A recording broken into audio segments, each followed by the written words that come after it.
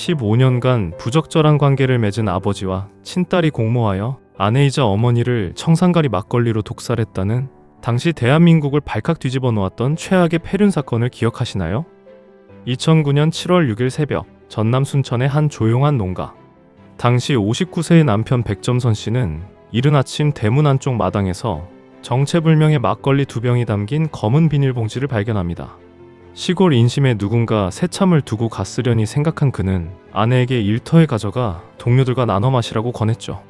하지만 그날 오전 일터에서 아내 최 씨와 함께 막걸리를 나눠 마신 동료 3명 중 아내를 포함한 2명이 피를 토하며 그 자리에서 사망하고 맙니다. 남은 2명 역시 중상을 입었죠.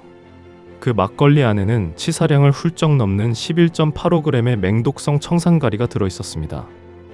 경찰 수사가 시작된 지 한 달이 넘었지만 뚜렷한 단서가 없어 미궁에 빠져있을 무렵 사건을 넘겨받은 광주지검 순천지청은 돌연 사망한 최 씨의 남편 백 씨와 막내딸을 유력한 용의자로 지목합니다. 검찰은 이들 부녀가 15년간 부적절한 관계를 맺어왔으며 이를 아내에게 들키자 공모하여 이런 일을 벌였다는 충격적인 브리핑을 열어 세상을 경악하게 만들었죠. 오직 부녀의 자백만이 유일한 증거였지만 아버지 백 씨는 무기징역, 25세의 딸에겐 징역 20년을 선고했고 대법원 역시 이를 확정했습니다. 조용한 시골 마을은 떠들썩해졌고 마을에 남은 가족들은 평생 고개를 숙인 채 숨어 살아야 했습니다.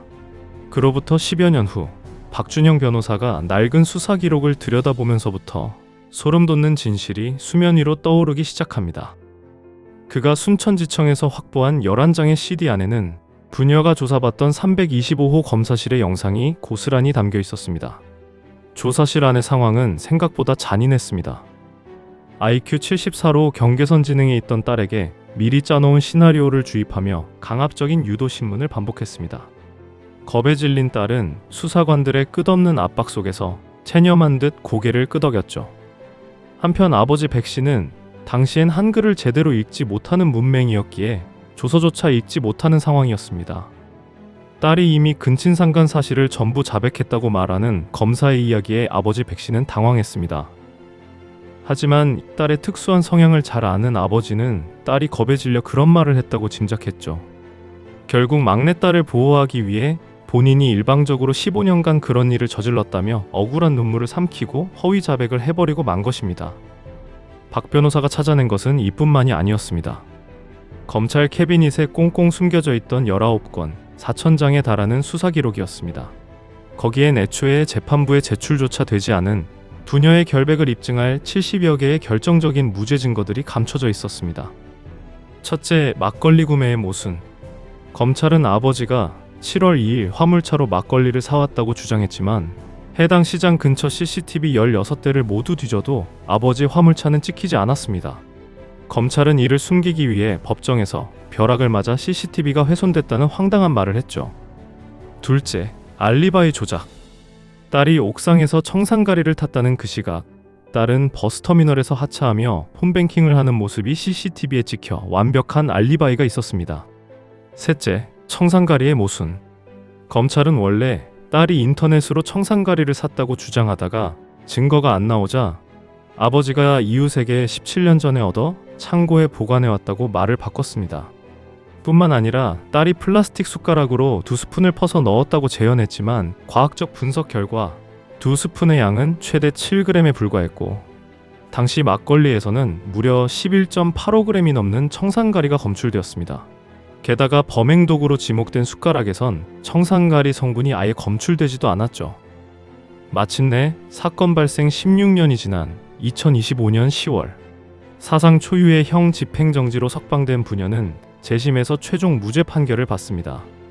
이어 11월 검찰이 대법원 상고를 포기하며 두 사람의 결백은 세상에 완전하게 증명되었습니다. 하지만 수사 관련 인물들은 재심 재판의 증인으로 나와서도 잘못을 인정하지 않았습니다. 조서를 그렇게 작성해도 되냐는 질문에 수사 기법이었다라고 변명하며 끝까지 뻔뻔한 태도를 보였습니다. 이후 사건을 주도했던 K검사는 훗날 변호사법 위반으로 징역 3년의 실형을 선고받으며 법조계에서 불명예 퇴출당합니다.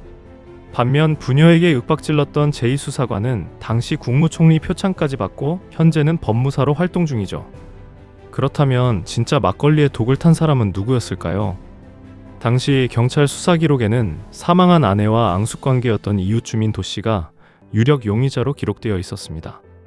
도 씨는 1년 전에도 비슷한 검은 막걸리 테러 사건이 있었고 사건 당일도 비정상적인 행적과 거짓말, 급히 이사까지 간 의심스러운 정황이 넘쳤지만 검찰이 엉뚱한 부녀를 범인으로 몰면서 수사는 영영 중단되고 말았습니다. 15년이라는 긴 세월을 감옥에서 보내야 했던 70대의 노인이 된 아버지와 40대 중년이 된 딸. 이제서야 떳떳하게 어머니의 무덤을 찾아가 판결문을 읽으며 오열합니다. 뒤늦게 글을 배운 아버지가 세상에 꼭 전하고 싶은 말이 있다며 꾹꾹 눌러 쓴 한 문장이 있습니다. 앞만 보고 열심히 살아왔습니다. 현재 이 사건은 장기 미제로 전환되어 진범을 찾기 위한 경찰의 전면 재수사가 시작되었습니다. 이제는 16년 전 놓쳐버린 진짜 범인을 반드시 찾아내야 할 때입니다. 여기까지 팩트홀이었습니다.